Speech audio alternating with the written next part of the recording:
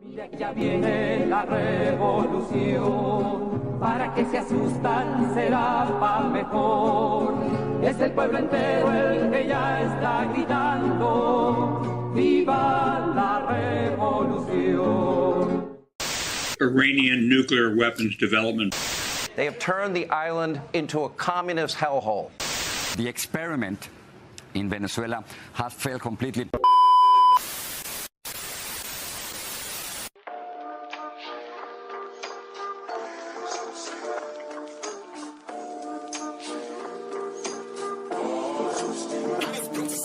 La bestialidad imperialista. Bestialidad que no tiene una frontera determinada ni pertenece a un país determinado. Bestias fueron las hordas hitleristas, como bestias son los norteamericanos hoy, como bestias son los paracaidistas belgas, como bestias fueron los imperialistas franceses en Argelia. Porque es la naturaleza del imperialismo la que bestializa a los hombres, la que la convierte en fieras sedientas de sangre que están dispuestas a degollar, a asesinar, a destruir hasta la última imagen de un revolucionario, de un partidario de un régimen que haya caído bajo su bota o que luche por su libertad. Y la estatua que recuerda a Lumumba, hoy destruida pero mañana reconstruida, nos recuerda también en la historia trágica de ese mártir de la revolución del mundo, que no se puede confiar en el imperialismo, pero ni tantito así, nada.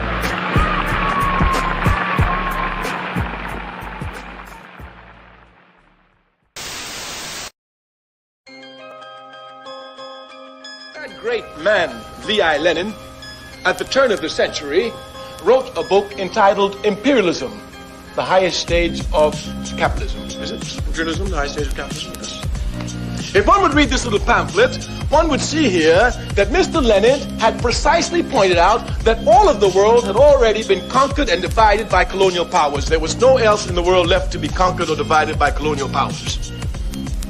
This is the time when Zionism comes to rise. Zionism comes to look for a state when everywhere else in the world is already dominated. Thus, in order for Mr. Herzl to get a country for Zionists, what he did was to attach himself to imperialism, British imperialism in this case, quite specifically. Of course, as an African who suffered under the heels of British imperialism, I can have no love for it, and certainly I cannot love anyone who attaches themselves to it and attaches themselves to it for the foundation of a state and then call this a liberation movement. Liberation movements fight against imperialism, not with it. The legal foundation of the State of Israel is what is known as the Balfour Declaration. This declaration was issued in 1917. A man in the government of Britain named Balfour wrote a paper and promised the Jews a national home. The national home he promised them was an area which Britain was colonizing, Palestine.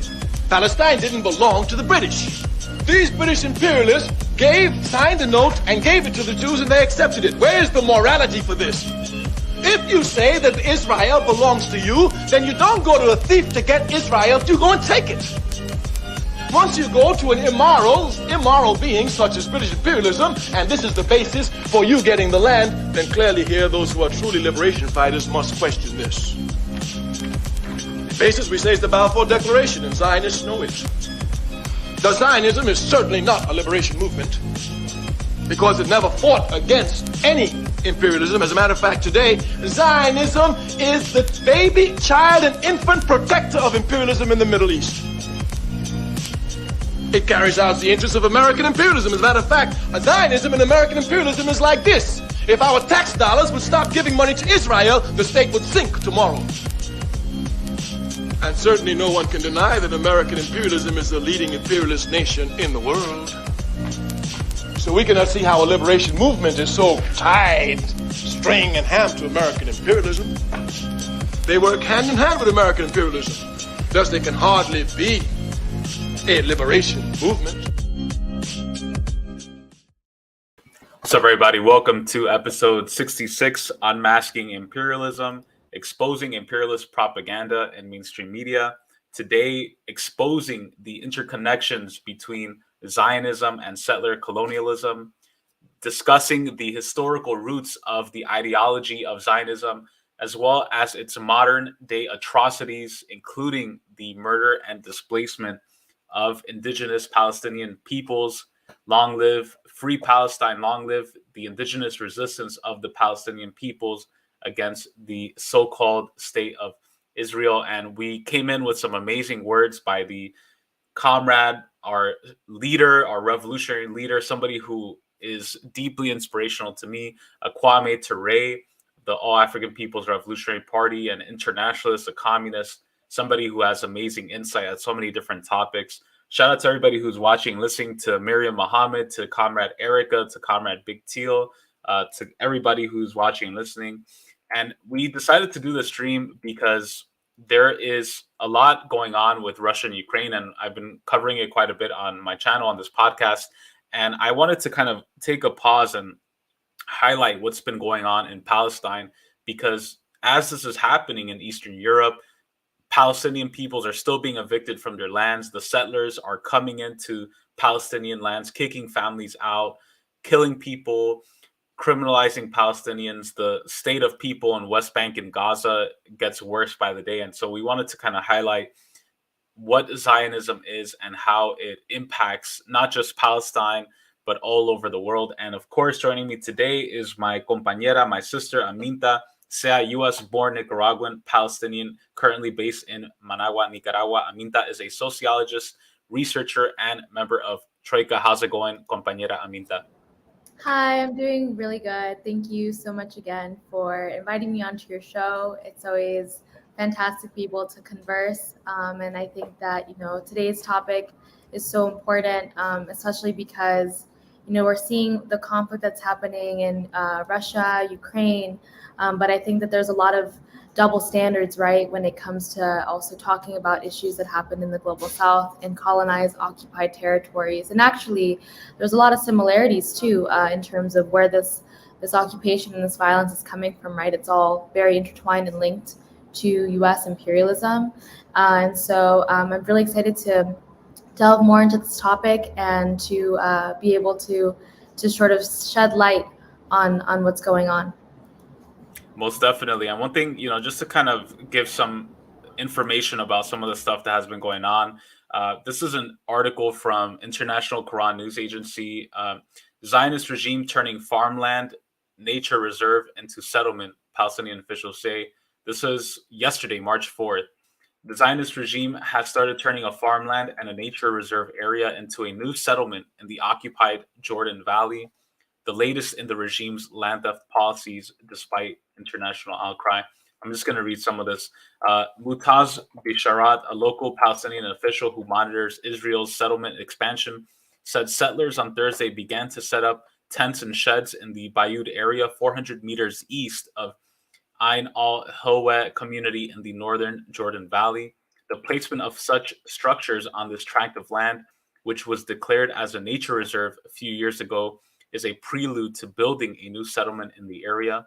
Separately, Israeli authorities dismantled and razed an agricultural structure in Jordan Valley's Kardala village in northeast of Tubas, the Palestinian media reported.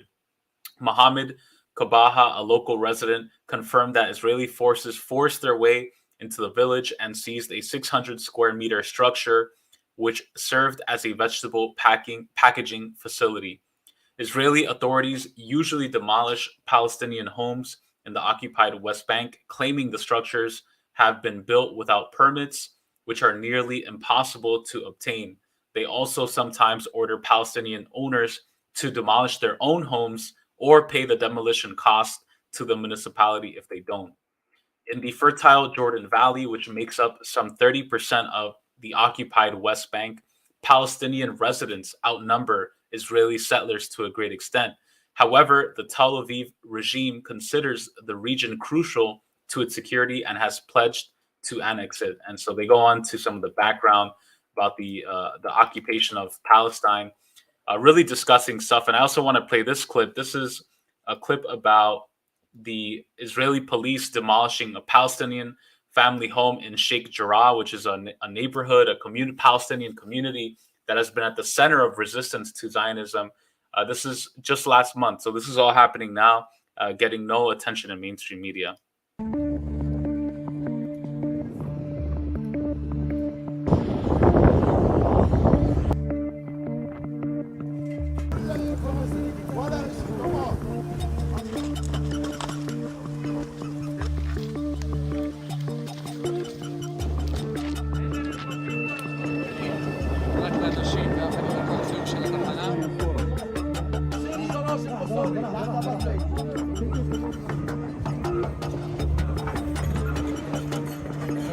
حارق الدار واللي فيها مش طالع من الدار بس من هنا على الموت.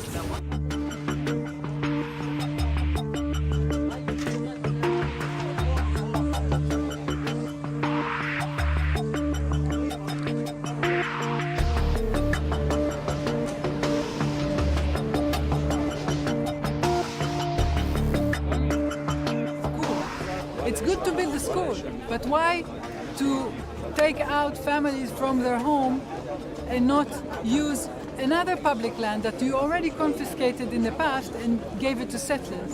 This is discrimination.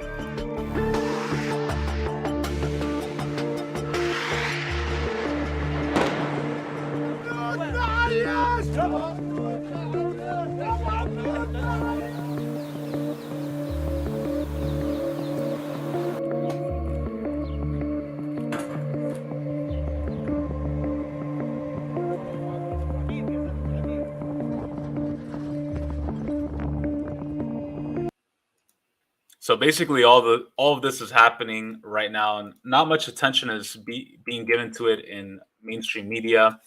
The Zionist regime expanding settlements, building banks and apartment buildings and luxury malls on top of literally nature reserves that Palestinians have had for hundreds, if not thousands of years, kicking Palestinian families out of their homes, forcefully taking them out and using legal maneuvers, using financial maneuvers to push them out of their own land. A really disgusting thing that's going on. And I wanted to lead this into a broader discussion about the nature of Zionism, why Zionism is settler colonialism, why it should be called that, and how it impacts Palestinians and all peoples, indigenous peoples all over the world. So just to kick off, I wanted to ask you, Aminta, what are your thoughts on what's happening now in Palestine? And what are your thoughts on Zionism overall and how it impacts not just Palestinians, but people all over the world? Certainly. So I think that, right off the get-go, I think it's so imperative for us to always recognize Zionism as settler colonialism, right? I want us to remember that the average Israeli citizen receives about double the amount of taxpayer dollars from the U.S. government. And for U.S. citizens, they're not really seeing where that money is going. So I think it's so important for us to recognize that the United States, also operating as a settler colonial state, is choosing to also adhere and benefit settlers. It is there to benefit a military-industrial complex that, at the end of the day, always leads to the displacement and genocide of Native peoples. What has been going on in Palestine is certainly not a new issue, but it is a shame that we see so often the ways in which mainstream Western media chooses to obscure the realities that Palestinians are living day in, day out, where many people are having their homes demolished, where people, as we're still dealing with the ongoing COVID-19 pandemic, have been denied accessibility to vaccines, have been denied accessibility to healthcare. And also further, there is a tremendous environmental impact, as we see right now with the clip that you showed, the fact that, the Zionist Israeli government is there to also not just displace people, but also totally demolish the land, right? When we think about resistance, and I say this to people, even in the United States, right? Colonized people, but also people whose origins may be of a settler, right? we have to really learn how to foster and care for the land. And when we think about wanting to build revolution, it has to be to care for the land, to care for its people. And that is what Palestinian resistance is. That is why Palestinian resistance, for example, has had such a unique and special tie with Black liberation movements, not just in the United States, but internationally.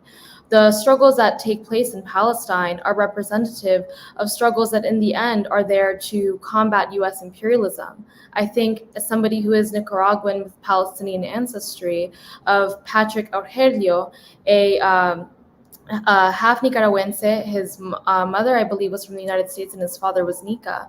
But he went to fight with the PFLP, and when Leila Khalid went in to engage in the plane hijacking with the ways in which to fight that Israeli settler state, to fight that violence, to defend her land, to defend her people.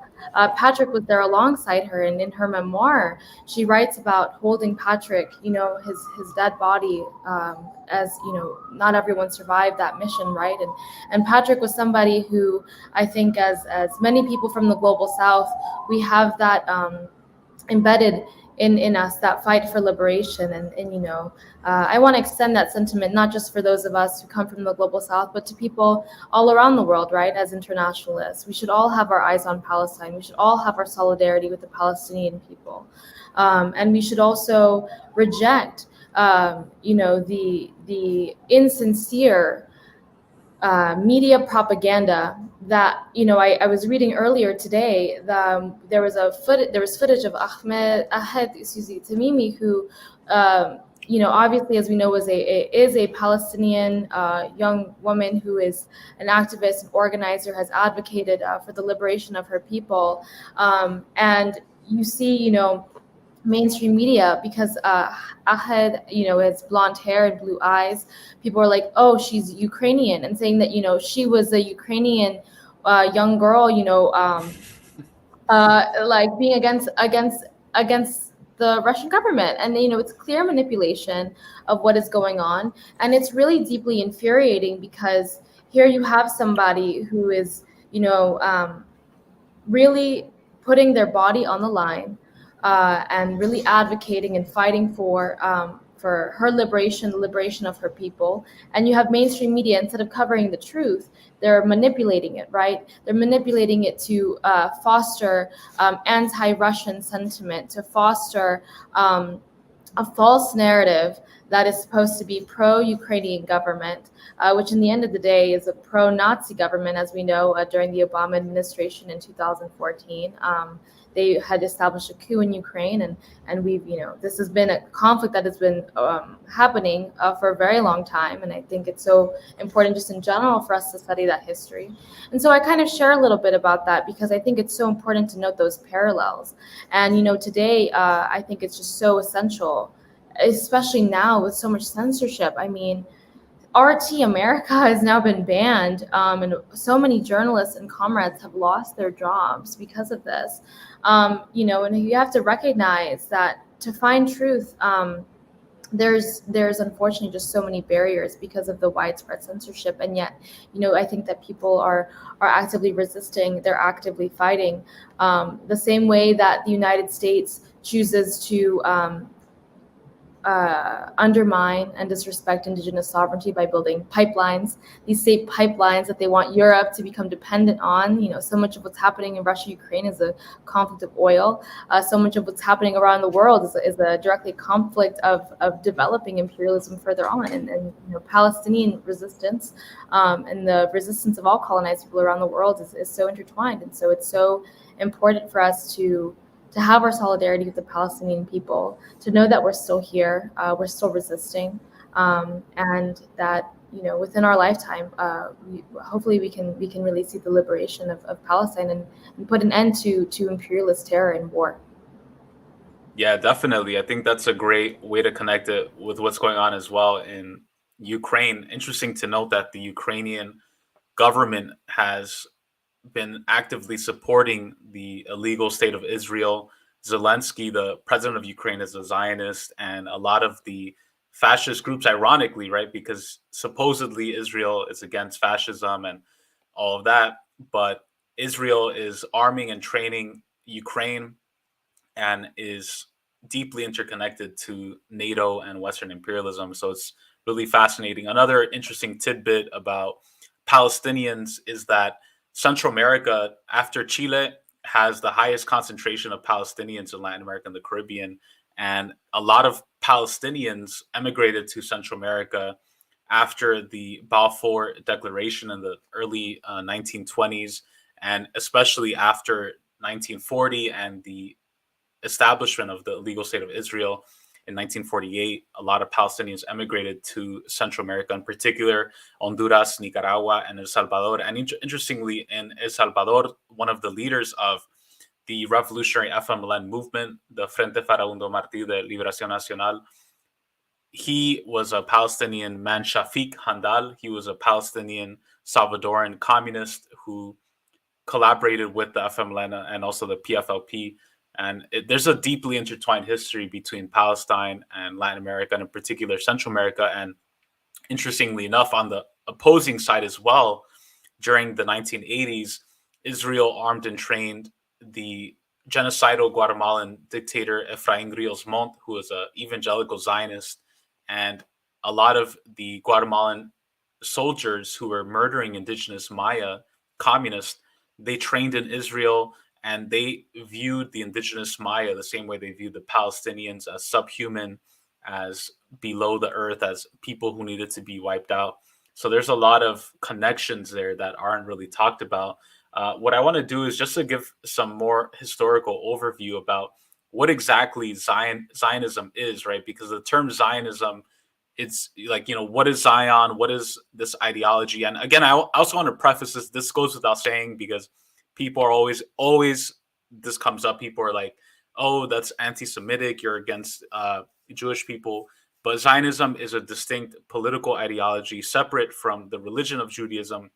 And as we'll go into later on, they're actually anti-Zionist Jewish people who protest Palestine, who are against Palestine, who protest Israel, my fault, and who are actually in solidarity with the Palestinian people. So this is separate from Judaism as a religion. But I just want to play this clip. This is from TRT World, not necessarily politically the best, but they have some good nuts and bolts information about key dates in Zionism, and then I'll delve a little bit more into the history of Zionism. Is Zionism? Zionism is a political and national movement aimed at creating and sustaining a Jewish state in the Middle East. Now, according to many traditional and Orthodox Jewish teachings, Jews are forbidden by God to have their own state until their Messiah comes. But this hasn't stopped Zionism from pushing towards that very goal. So where did this all start? Let's go back to 1897. A man named Theodor Herzl formed the World Zionist Organization. He advocated for the creation of a Jewish state in Palestine, and is even mentioned in the Israeli Declaration of Independence. It was tough to be a Jew in Europe in that time, with anti-Semitic sentiments rising. Herzl felt the only way for his people to live in peace was for them to have their own country. Palestine was chosen, and a popular slogan started spreading around the world: a land without a people, for a people without a land. The only problem was, Palestine wasn't a land without a people. A large number of Muslims and Christians, along with a smaller number of Jews, had been living there together in peace for centuries.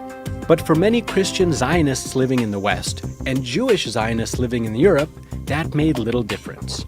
Following the fall of the Ottoman Empire at the end of World War I, and along with British support, Jewish immigration to the newly British-occupied Palestine was steady in the early 20th century. Then there was a turning point: World War II. Following the Holocaust, the flow of Jews to occupied Palestine boomed, and many Western countries began backing the idea of a Jewish state in Palestine. Although a UN resolution recommended both an independent Arab and Jewish state in the region, Israel went ahead and declared their independence in 1948, and was recognized by US President Harry Truman that very same day. The Zionist movement had achieved its main victory. In the period after its establishment, Israel carried out an invasion of neighboring countries, and at the end of 1967's Six-Day War, Israel extended its control in the region, displacing countless Christian and Muslim Palestinians. A year later, the 28th World Zionist Congress adopted the Jerusalem Program. a list of 5 goals, which are the current makeup of modern Zionism: the unity of the Jewish people and the centrality of Israel in Jewish life, the ingathering of the Jewish people in its historic homeland, the strengthening of the State of Israel, which is based on the prophetic vision of justice and peace, the preservation of the identity of the Jewish people through the fostering of Jewish and Hebrew education, and the protection of Jewish rights everywhere. In practice, their goals of justice and peace have been lost to many of the non-Jewish people living in the region. The Israeli military has been illegally controlling and occupying much of Palestine, and constant new illegal settlement building on Palestinian land by the Zionist state has been condemned by much of the international community. So what do you think about Zionism? So that's some of the breakdown, just the main nuts and bolts of main important dates. I just want to fill in some missing gaps that I think are important to talk about whenever we talk about Zionism. So all of this idea of Zionism goes back actually a long time. So in the Bible, you hear the term the Philistines, right? And you have the story of David and Goliath. And David was actually a settler. He wasn't from the land of Canaan, where the Philistines lived. So the land of Canaan is what is today southern, quote unquote, Israel, which is Gaza, which is southern, quote unquote, Israel. That whole area was called Canaan. And the peoples who were indigenous to that land were the Philistines. And the Philistines are the descendants, the ancestors of the Arab peoples. And in the Bible, you have the story of David and Goliath. And recently, I've kind of changed my position on David versus Goliath, because usually we root for David. He's seen as the underdog confronting Goliath. Well, it turns out Goliath was a Philistine. And in the Bible, Goliath is portrayed as a tall, dark brute, right? Who is he talking about in the racist views of Arabs and Palestinians? And he was native to there. And in the story of the Bible and historically, you have David who throws the rock at Goliath, the Philistine. They take over the land of Canaan and they establish the kingdom of David and Solomon, and thus establish the United Kingdom of Israel.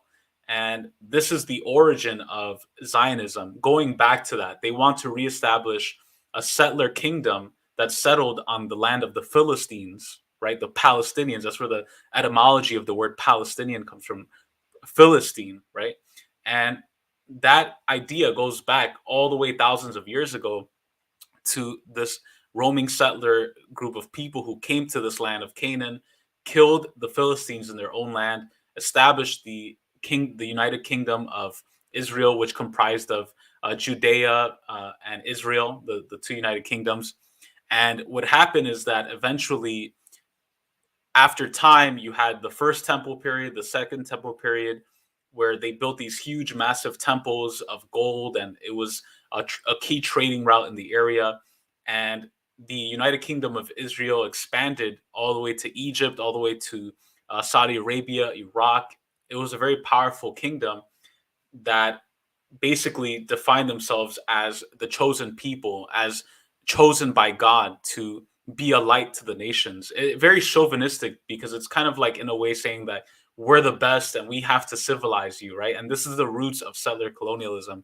And so what happens is that in the year 66, you have the Bar Kokhba rebellion. You have confrontations between the Romans and the Jewish people in that area. Eventually, they are kicked out of their land, and it becomes Palestine again, once again. So the Palestinians had been there from day one. Eventually, becomes Palestine again. And so throughout this time, throughout hundreds of years, within different diasporic groups of Sephardi Jews and Ashkenazi Jews, you had wealthy elites who wanted to reestablish the so-called state of Israel and Zionism. And there were many competing views about where it should be. One of the views was that they should go to Uganda in Africa, interestingly enough, and establish a Jewish community there. Some viewed Madagascar in Australia, but it was always this view of going to this area and establishing their own land. And interestingly enough, the word for us, when a Jew returns to quote unquote Israel, the term for that is aliyah, like the artist Aliyah. Aliyah in Hebrew means ascension. And why is that? Because they view the quote unquote land of Israel as higher and more superior to the neighboring Arab lands. So even in the terminology and the language used to describe Israel compared to other areas, it's used as a superiority complex, like we're superior, we're above. And so this concept of Zionism has lived on for many, many years. And what happened is that into the 1600s, because this goes back, a lot of people start when we talk about Zionism, a lot of people talk about the 1800s, but it goes even into the 1500s and the 1600s, because when Columbus, quote unquote, discovered the New World, there were actually a lot of Zionists who funded and financed Columbus's expeditions into the New World from Italy and from Portugal. And they established the first Zionist colony in Brazil, in what is today Recife, in northeastern Brazil. And these early Zionists in the 15 and 1600s, they set up their first Zionist colony in northeastern Brazil, where they began trading enslaved Africans. And they began the triangular trade, which connected Brazil, Newport, Rhode Island, and Wall Street, New York, with Europe. And you had, and Africa as well. So you had these early Zionists who wanted to establish the new Israel in Brazil. Eventually, this is where it's interesting. It's connected with the history of the quilombos in Brazil. You had uprisings by enslaved Africans who revolted against these Zionist slave traders. And then they eventually fled to Wall Street to set up a new area. And so that's a very interesting history, because Zionism is deeply connected to Latin America as well. We don't typically hear about that. And so actually the first Zionist colony is in Brazil. They left, they fled because of an uprising by quilombos against them. And then so into the 1800s, you have Theodore Herzl, who is mentioned in the video.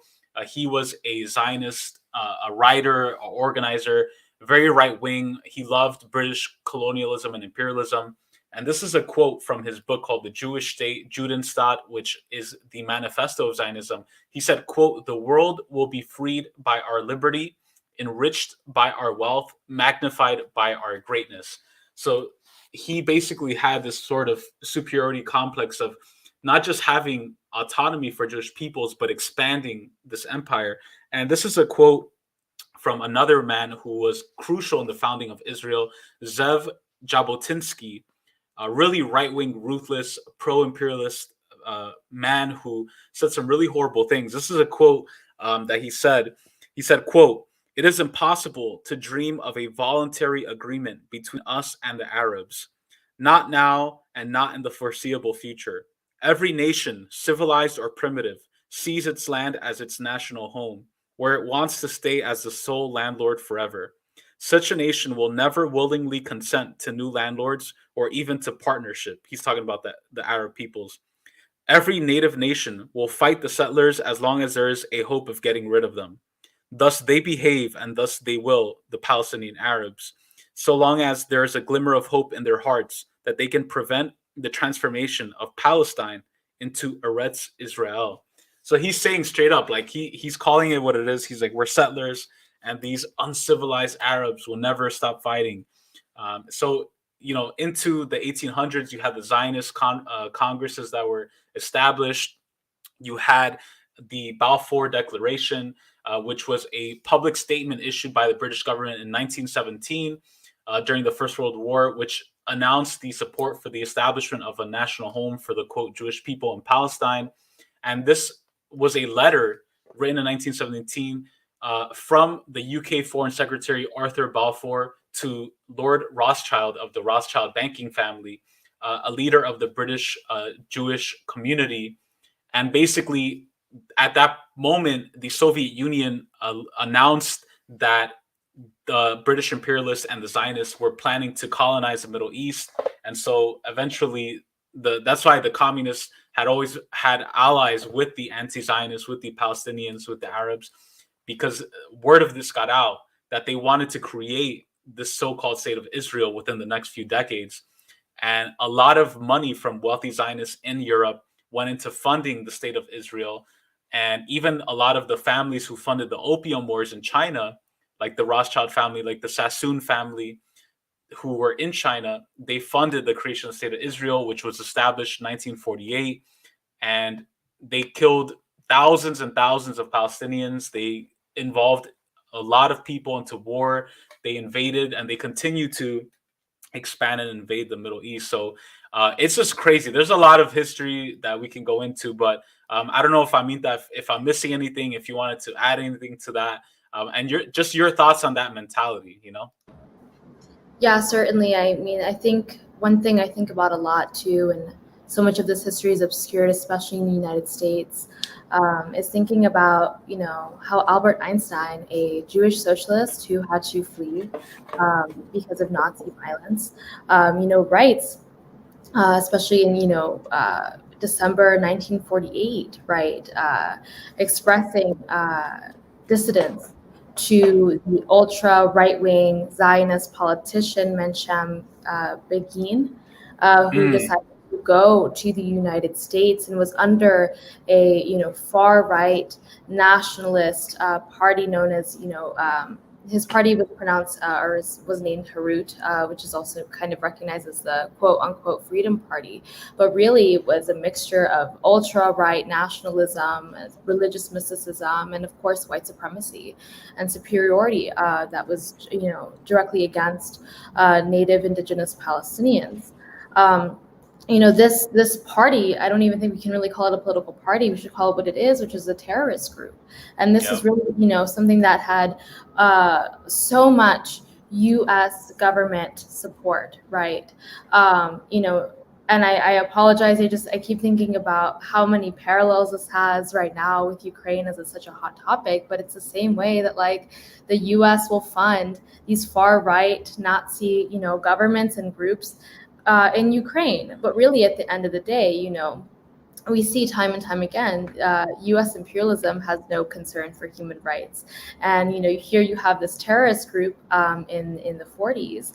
And, they supposedly, had a reputation for sort of attacking British mandate authorities in Palestine, and also for murdering hundreds of Palestinians, particularly in the Deir Yassin massacre of April of 1948. And kind of going back, in this letter that Einstein writes, he, says it's inconceivable, quote, that those who oppose fascism throughout the world, if correctly informed as to Mr. Begin's political record and perspectives, could add their names and support the movement that he represents, right? And so we really almost see history kind of repeating itself. And I think this is a direct consequence, too, of that same media manipulation of garnering and fostering support for something that is so violent. And I think, too, I know and have so many Jewish comrades that are mainly located in the United States, but they speak out about the occupation of Palestine. They don't look at Zionism as an ideology that represents Jews. They don't look at it as something that represents, the religion and their beliefs. In so many ways, I think that many, Jewish people of color, from North Africa, from East Africa as well, they have been subjected to a systemic discrimination and violence directly by the Israeli government, right? So much of creating, a Zionist poster child, or the imagery of a Zionist and a settler is so deeply linked and intertwined to white supremacy. And, Zionism has to be called out for what it is. It's an imperialist ideology. It is an anti-Black ideology. It is an ideology that has really synthesized and adopted so many of the aspects of European fascism. And so, with that being said, I think that it's so important that when we think about establishing a homeland, right, you do not build a homeland by killing people, by assassinating, massacring people who are defending their land. You do not honor the land when you destroy it completely, and build up your God. I've never been to occupied Palestinian land, but I can only imagine, right? Like the type of homes that these Zionists are living in. I'm sure they resemble almost like so much of the, how do I explain it? The emptiness that you see in like suburbs in the United States, I think that is also a consequence of settler colonialism, and that you would probably see also in occupied Palestinian territories, or just these secluded communities that I think live and try to justify a lie, try to base and create an identity that in the end stems off of displacement and violence, right? And so I think that there's so much that can really be said, and I think as anti-imperialists, as Marxists, we have to really analyze this always with the tool of dialectical materialism, of historical materialism, because these are frameworks and tools that allow us to observe history and really see how did things get to this point, right? And that's something that Israel doesn't want, because they have the signature method of erasing all the traces of their crime. They do that with media. They do that the way that they write their history. They do this in a way that also fosters support, particularly with right-wing evangelicals in the United States, that also perpetuate so much of that propaganda. And yet here we still see, the ways in which Israel refuses to recognize, for example, 35 Bedouin villages in the Nakab, and they're cutting them off from electricity and water.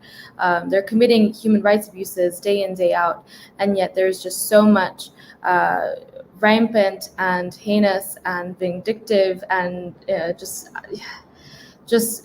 truly malicious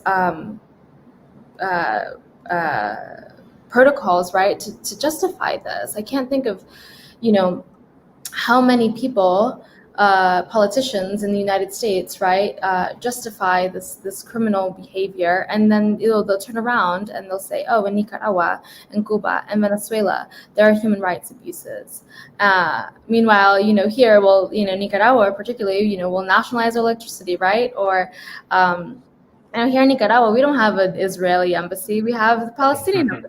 And, I know the ambassador. I met him in Tegucigalpa for Castro's inauguration. He's a wonderful human being, and here we have a really vibrant Palestinian community. And so many of us, our origins, especially those of us like myself that are second and third generation Palestinians.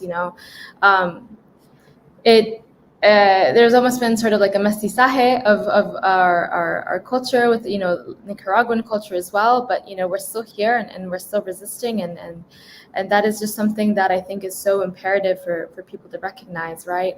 But I think at the end of the day, it's so imperative, it's so necessary for us to really be conscious of the fact that Israel, like the United States, they're one and the same. These are not institutions that actually care for the well-being of working people, right?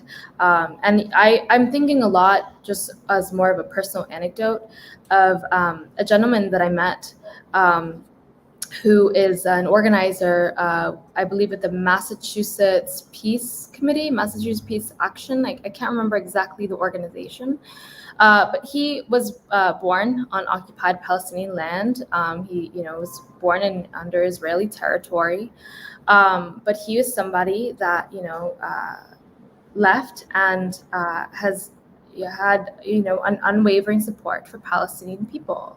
And that is, even, having to deal with, I believe, sort of an identity crisis. What do you do when your identity is constructed under this, the facade of validating yourself as a settler, and that that is your land, when really that is not your land, right? But that is some of the work that I think is really necessary, and I think that it was a really key example. In the same way, when I shared with Brian Wilson, Brian is a white person, an older gentleman from the United States, and yet he talks about being in Vietnam and recognizing the horrors of imperialism, and then undergoing a new identity construction, because that's something that you have to do when your identity is crafted, is emerging out of settler colonialism. None of us are choose our identity before we're born, but we can choose to learn. We can choose to learn the real history in spite of all of the propaganda. We can choose to not become complacent to the horrors that are a consequence of an economic system that is predicated and that continues to be thirsty for war, especially wars for oil, which are still going on today. So I think that when we think of Palestine, I can't help but think about so many other places and experiences internationally, right? Because there's that interconnectivity, and the United States is never, obviously, is never going to recognize the legitimacy and the necessary importance of Palestinian liberation struggle. But this is still the same entity that, at one moment they were saying, oh, in Afghanistan we have to care about human rights. Oh no, the Taliban, which obviously they put in, but oh no, they're going to cause so much war and displacement. But they'll take the same money that was supposed for Afghans and they'll give it to, how much was it, like I'm pretty sure it was like in millions of dollars, right? Yeah. To people that were what was it for 9/11 or for like veterans. But I mean, my God, it's just it really just shows the hypocrisy day in and day out. And yet, Joe Biden, I get so upset when I think of all the liberals. We're about to enter the midterms pretty soon, but a year and a half ago, 2 years ago, they were like, oh, you have to vote for Biden. Maybe it was just a year and a half ago. I'm sorry. My timelines get so mixed up. COVID fucked everything up. Totally, yeah. But they're like, vote for Biden. Like, Biden is still fucking war criminal. Like, yeah. Biden is still providing money to the U.S. military. It's providing money to, right directly into the hands of Israelis, IDF, that, want to legitimize this violence and are committing genocide day in and day out. Biden is still, giving money to Nazis in Ukraine and justifying it. Biden is giving money to narcotraficantes from Honduras all the way to Colombia and etc. And it's just so much of this, I really think about it as a web, right? And I think that's why it's so important for us to be internationalists. And being an internationalist means being an anti-imperialist. It means being an anti-Zionist. It means, defending people's right to their land, even in so many instances where they want to make you think that you're crazy or that you're on the wrong side, but really, there's a lot of bravery that comes with that, and also a lot of diligence, and it's something that I think is being really cultivated and built. So that was a little bit of a tangent, not totally about Palestine and Zionism, but sort of kind of my thoughts and reflecting. No, most definitely. Thank you for that. Shout out to Comrade Erica Keynes. It's a web. Western imperialism is a primary contradiction. Most definitely. What's interesting too is just to kind of share some images that I think are interesting. This is a park that me and Aminta got to visit in Nicaragua, called Parque Palestina, Palestine Park. Long live solidarity between Palestine and Nicaragua, built under the Sandinista revolution government.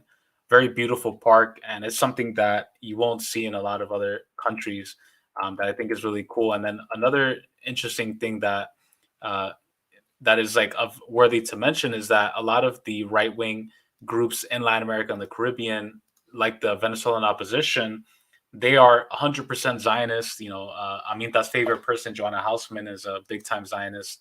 And this is a screen of a Venezuela opposition rally where they played the national anthem of Israel as the meeting was taking place. I found that to be really interesting, just to see who Israel and the Zionists are in cahoots with around the world. They are not friends of the Latin American people. I want to play a clip from, this is an interesting channel called Ask an Israeli Project. It's this guy who lives in occupied Palestine, and he asks Israelis just questions about their thoughts on Arabs and Muslims. And it's an interesting video. This one is called, Why Do You Kill Arabs and Steal Their Land? He's asking, quote unquote, Israelis this. So I'm going to play a little bit of this, and we'll see what y'all think. יהודים הרגו את הערבים וגנבו להם את האדמה. יהודים, מאיפה גנבו להם ואיפה... אני חושב שזה בא מה-48, 47, איפה גנבו יהודים לערבים? האדמה. איפה? תראה לי איפה. נגיד היום בשטחים לוקחים אדמות של כפרים והופכים אותם לבסיס צבאי. זה אדמות שאנחנו יושבים שם, זה אדמות שלנו. אז הם יכולים להגיד גם תל אביב שלהם, וכל בסיס צבאי גם כן יהיה סוג של גנבת זה. לפי הערבים הקיצוניים אין לך מה לחפש פה. כולנו נהיה בים, אבל תמיד יש קיצוניים גם פה וגם פה. אין לי עם זה בעיה. הוא שאל, למה אתם הורגים ערבים, והאמת זה היה, למה אתם הורגים ערבים וגונבים בהם את האדמה? כי מהמבט שלו, אנחנו באנו, כבשנו ישראל, כאילו, אני לא מדבר על השטחים. ישראל בא, כבש את הערבים, זרקו אותם, זרקנו אותם. אז תגיד את זה, למה אמרת את זה? טוב. גם אני התחלתי ככה להתנהל. הוא לא מתבייש. Okay, so say what you want. יש לך פה לקוח טוב. First, there's someone who asked about why we are taking the land from the Arabs. You need to learn first the beginning of the history. That if we are going to the first book is the Bible. In the Bible, God promised us big land, even bigger than what we are staying today. For example, it's called from the river Prat and Hidekel, who are today in the countries who called Iran and Iraq and Syria. All this area is our promised land. So today we are just living in our balcony and not full house. Okay, now they're going to ask, so you want to conquer all that? This is things who belong to religion. As a nation here in Israel, we are interesting just to keep what they promised us from 1948. This is our land, what the nations tell us, okay, this is the border between Syria and Israel, Lebanon in Israel, Jordanian in Israel, Egypt and Israel. Okay, so we are not interested to take what we think is belong to us from the beginning. We are interested to stay in our place and live in peace as much as possible with our neighbors. Thank you very much, my friend. אם מישהו אומר לך, למה אתם, ישראלים, הורגים ערבים, מה אתה אומר לו? תגיד, אנחנו הורגים טרוריסטים, אנחנו לא הורגים ערבים, יש הבדל. זה בדיוק העניין. למה אתה שונא ערבים וגונב להם את האדמה? או למה אתה הורג ערבים וגונב להם את האדמה? בגלל שיש להם דעות לאומיות מנוגדות על הדעות המדיניות שיש לנו במדינה, כמעט מדיניות ממשלתית, והם לא נותנים לנו איך אומרים, את כל המשאב הרצוני שלנו מבחינת הלאום שלנו להתקיים, הם מונעים מאיתנו את זה בכל דרך. מבחינת חופש של דמוקרטיה שיש לנו במדינה. Why do you kill Arabs and steal their land? I kill Arab? No, Israelis. I have a lot of friends Arab. He asked about Israelis, maybe not about you. No, I don't think Israelis kill Arab. Do you think Israelis steal Arab land? Arab land?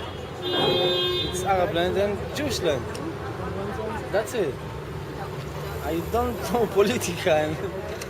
But do you think, no, but he's asking why do Israelis kill Arabs and steal their land? What do you have to say about that? No, the Israelis not kill Arab. The Israelis kill who want to kill Israel. That's it.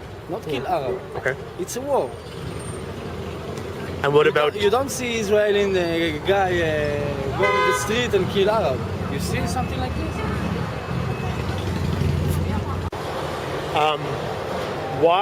Why do Israelis kill Arabs and steal their land? We're not. Okay, you want to explain more? Okay, I was in army, I was in Gaza, I was a commander, and to be honest, we're not. We just protect us. That's it. So a lot of interesting stuff there, a lot of interesting perspectives. I like how that one guy, when he asked him, "Do you think Israel still is Arab land?" Like, just his face was so telling. He was like, he couldn't. There's no way he couldn't deny that. With the other guy saying this land is promised to us. The other guy saying they don't allow us to live a normal life. What I find interesting, I think the overwhelming underlying theme here is a complex victim narrative, that the Zionists have this view that the world is out to get them. They're the victims. They're persecuted. Nobody suffers like they do. And so because of that, they're allowed to kill and displace innocent Palestinians who belong to that land. And it's just crazy how they completely invert reality, where like that one guy saying, they don't allow us to live a normal life. Meanwhile, they're the ones who are going to land that doesn't belong to them, kicking people out, murdering people, and making their life impossible, their normal lives impossible. Look at what normal life is like for people in Gaza and West Bank. They don't even have running water. A lot of times they don't have electricity. There's airstrikes on Gaza and West Bank all the time that we never hear about. They don't have a normal life because of Israel. And then they have the audacity, the gall to be like, oh yeah, these Arab terrorist extremists are not allowing us to live a normal life. It's just a complete inversion of reality that is insane. And they, even the word language they use, right? Anybody who opposes Israel is an anti-Semite. Yet anybody who is in favor of criticizing Israel is also like a terrorist or Arab extremist. So just the way, the mindset, the mentality is insane. It's kind of like, the way I view it is kind of like, I've used this analogy before. It's like you're at your house right now. It's like you're chilling in your apartment, Aminta, and somebody comes in with a gun and is like, I used to live in this apartment 2 years ago. This shit's mine now. Get the fuck out, and you're not leaving, right? You're like, no, I'm staying here. This is my apartment now, and it always has been. And they're setting up shop. They're bringing in their furniture. They're doing everything. And then that person who comes in and robs your apartment is like, oh, look at her, Aminta. She's not letting me live in my apartment. It's like, it's just crazy. So I don't know your thoughts on that and your analysis, and what has your interactions been like with Zionists or people who defend quote unquote Israel, and have you had that same view of that? So one of the first things that come to mind, there was two people who made this workbook, Tema Okun and Kenneth Jones, and they published this workbook in 2001, and they talk about the 15 characteristics of white supremacy culture. And I think one of them, is definitely, power hoarding, and really only thinking that there's, one right way, this defensiveness, right? This individualism, I'm the only one, that kind of statement being echoed. And we really see that, right, as so much of Zionism's racial regime, right, is establishing value through dispossession, right? To them, they use the racist view of Arabs in order to make them seem, Jewish settlers seem, as that land is theirs. And, because of the mass expulsions of 1948 and 1967, this possession has been the consequence of, more than half of all Palestinians, have to live outside of their historic homeland. And there's just so many ties, right, with white supremacist settler colonial violence that, can really be mirrored, between Israel and the United States. And the way that, we have this dispossession of land, it's really the primary means through which, the racialization of Palestinians produces so much value for Zionism. It produces capital for Zionists. It produces, this dehumanization that in many ways is a byproduct of racialized capitalism and imperialism, that, results in the material consequence of people not having access to water, not having access to land, of their housing. And it results in things like the Jewish National Fund having 10% of that land under Israeli rule, and having influence through over about a quarter, or excuse me, about 75% of the land, right? And so, and meanwhile, you have Palestinians who do make up half of the total population, are permitted on a legal residence. That's only about 15% of the territory. That has to, engage in a very racist response to be able to engage in such dehumanization. You can't, racism, I think, is such a fundamental part in being able to justify, go do the mental logics of dehumanizing another person.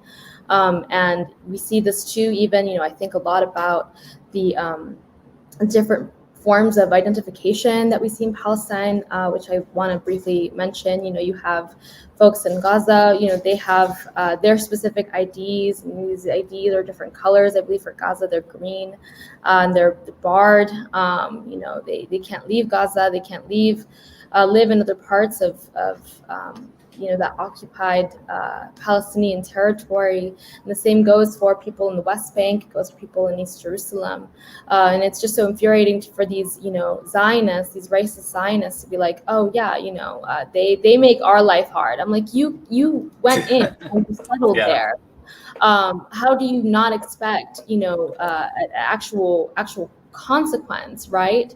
And so, I think for myself here in Nicaragua, sometimes I think that, living in a socialist country, I can be in a little bit of a bubble because I, am not really interacting with a lot of Zionists, Yeah, I'm sure you have a lot of Zionist friends.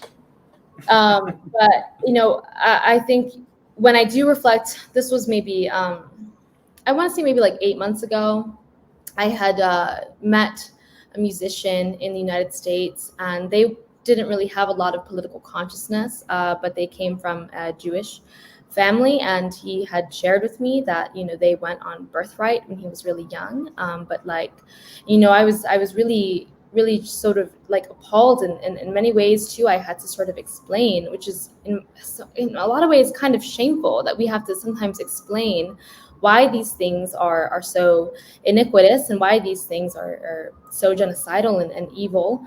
But it was kind of like, it kind of goes back to that identity construction, right? If you were told time and time again since you're a little kid, you're, obviously in these instances you are a small child that's easily malleable, and you're going through your identity construction. This person in particular was a white Jewish man, and it's just kind of like, oh yeah, you're told this whole time that this land is yours. I really felt like I had to pointing out that those false logics, that he used to justify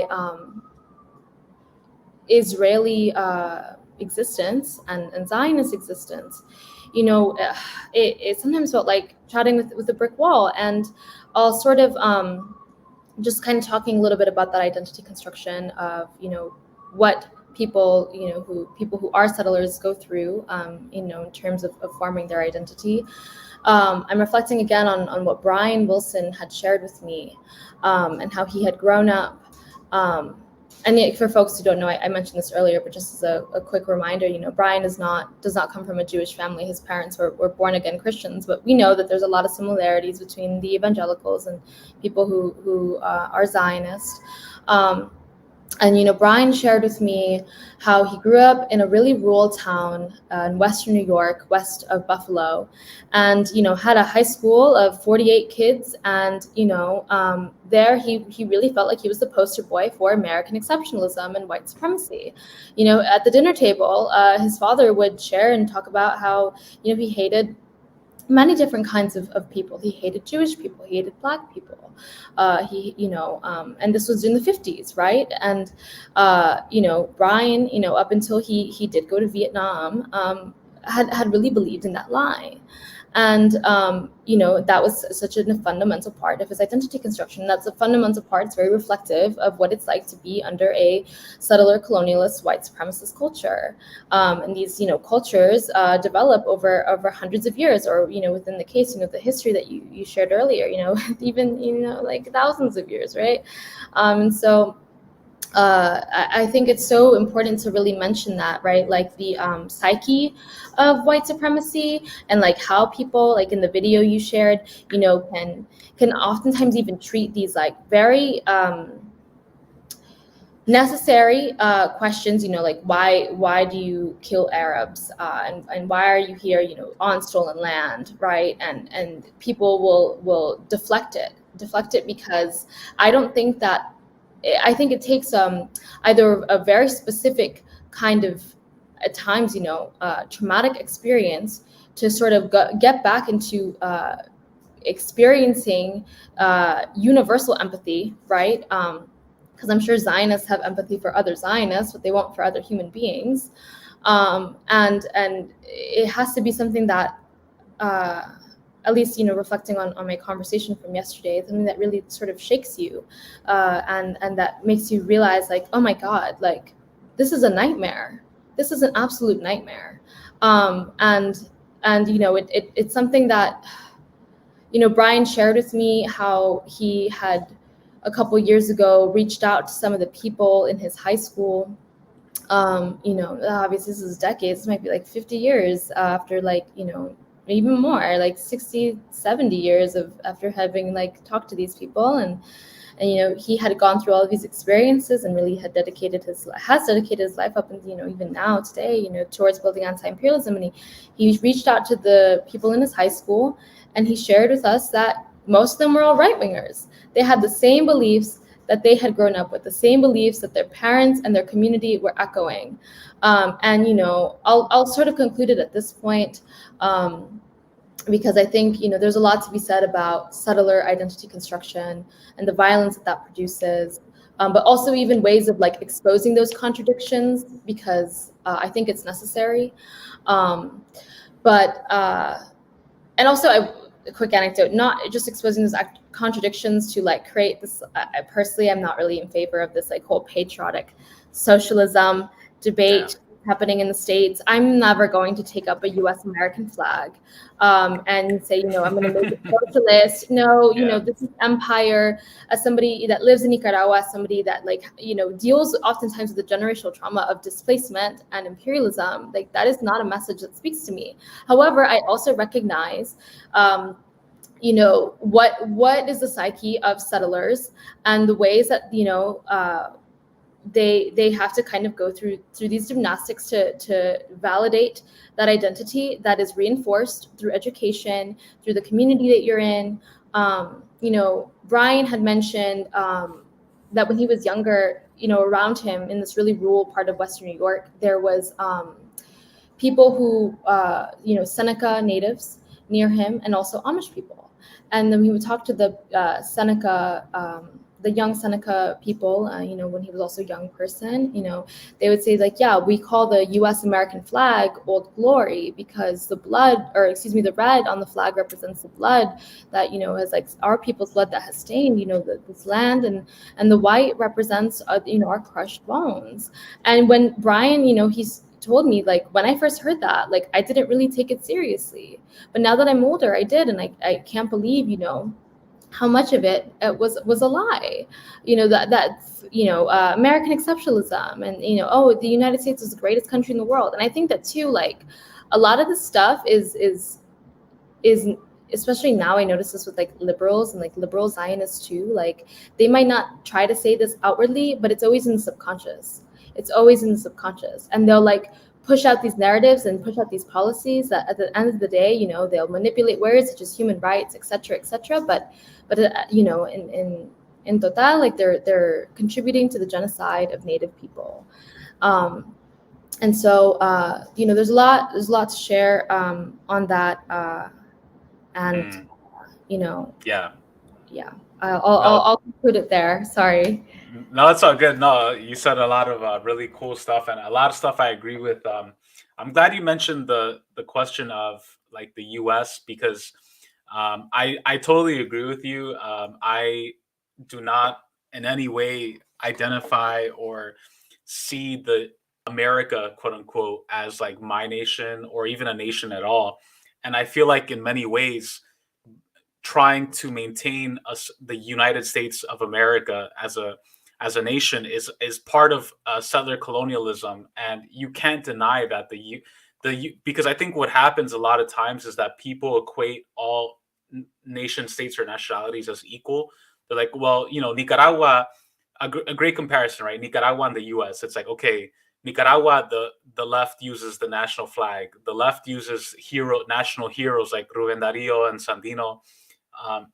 And that's fine, right? So like, I'm a patriotic socialist, but I'm not an American patriotic socialist, because America is not a nation. America is an empire, is a settler colony, just like Israel, right? I would never advocate for Israeli patriotic socialism, because that actually is the roots. And interestingly enough, this ties with early Zionism, because one of the early aesthetics or the branding of Zionism is this thing called the kibbutz. So for people who are unaware, the kibbutz is like Hebrew for commune.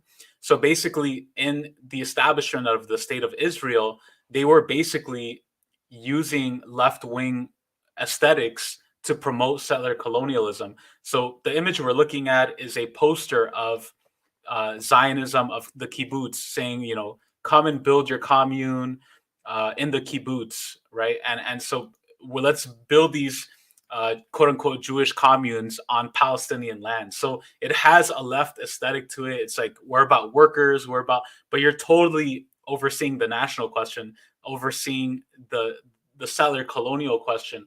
You can't build socialism on stolen land. I'm sorry to break it, and so I think it's totally connected, right? Because any attempt to weld settler colonialism with socialism is just a complete inherent contradiction. And even as Kwame Ture said in the intro, if your national movement like Israel and Zionism is backed by the biggest imperial powers, then it's not really liberatory at all. It's something that is against indigenous peoples. So, I think that's very interesting. And I think that's such a great point that you mentioned, because the early push for Zionism actually had a very left-wing undertone to it. It was like, we're a persecuted people. Let's establish our nation. Let's build these communes for all, but it's only for our people. It's not for Arabs, not for Muslims, not for anybody else who's indigenous to that area. So I think that's really interesting to keep in mind. I think another interesting, somebody else in the chat mentioned something that had me cracking up the way they said it, actually. Shout out to Comrade Philly, by the way. I remember that fat turd from last year from Sheikh Jarrah. That's the neighborhood that's being colonized by the Zionists, who just took over a house all the way from Brooklyn. So I want to share that video, because it was crazy. I just want to share this with y'all to remember that, because that shit is insane. You are stealing my house. And if I don't steal it, someone else is going to steal it. No one is allowed to steal it, يا عمي.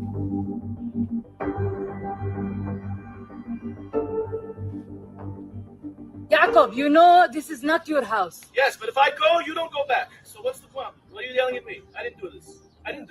But it's easy to yell at me, but I didn't do this. You are stealing my house.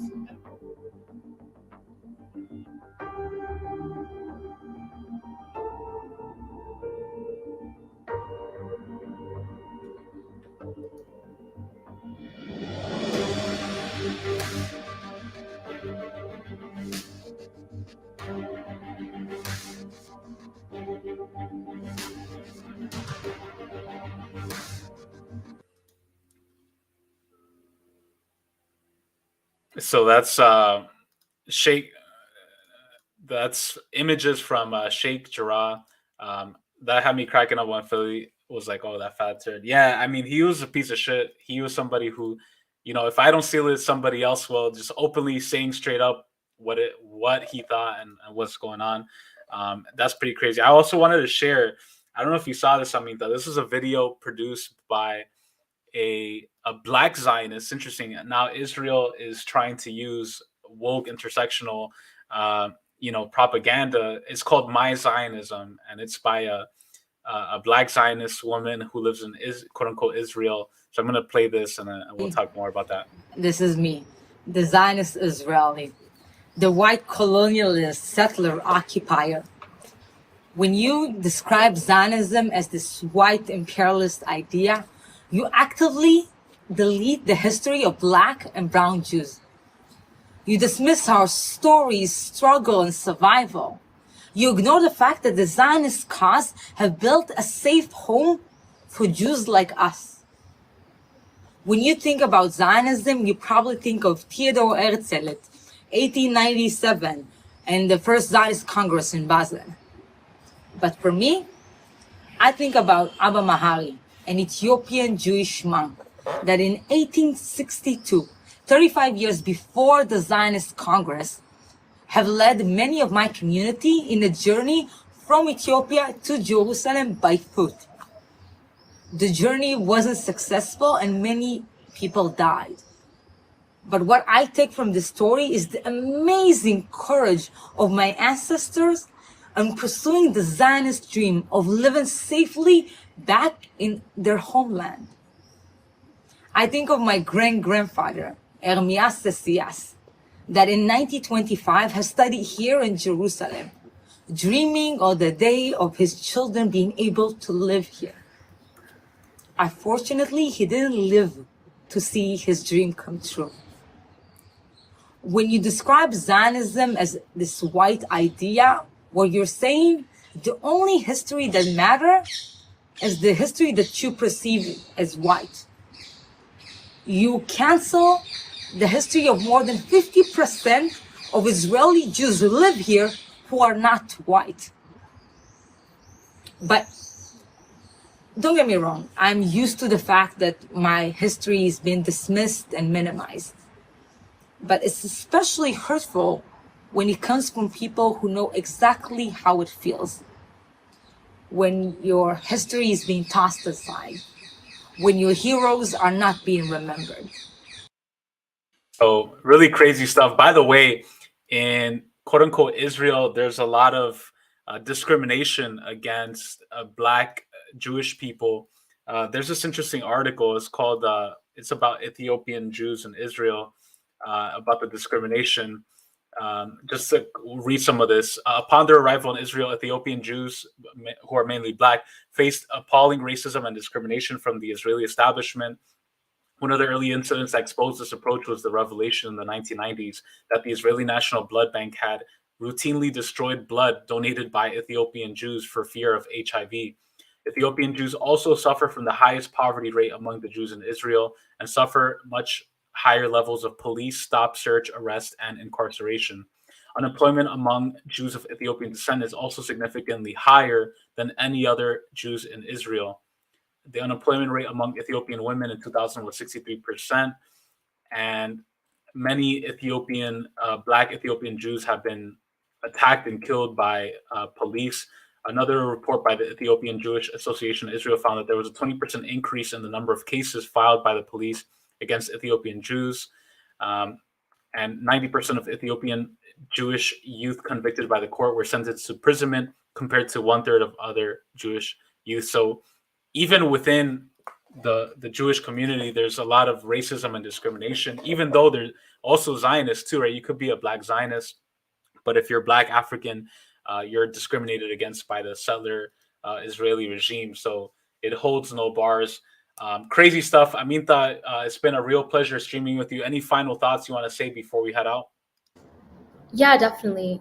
Kind of just ending it on this point, right? I think it's such a crucial reminder to not just let ourselves be swayed by identity politics. There's a really gross misuse of identity politics.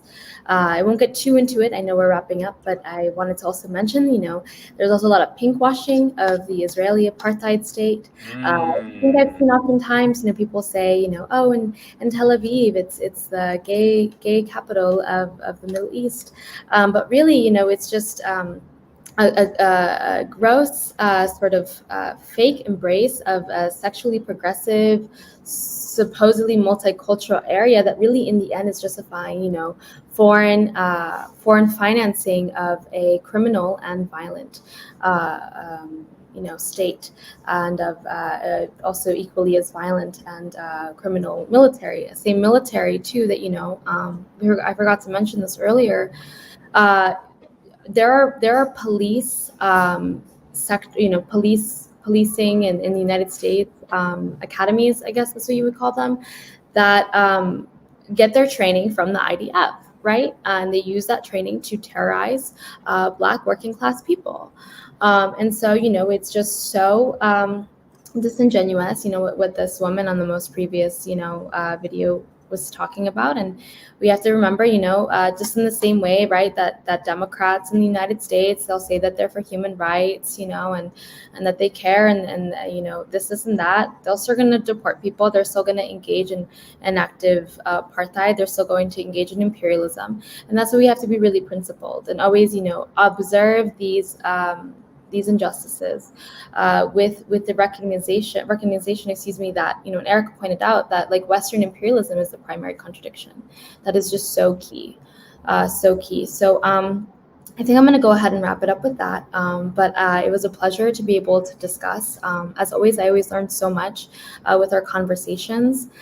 So I'm sending you a really big hug, and I'll be in California soon. So hopefully we can have a little reunion.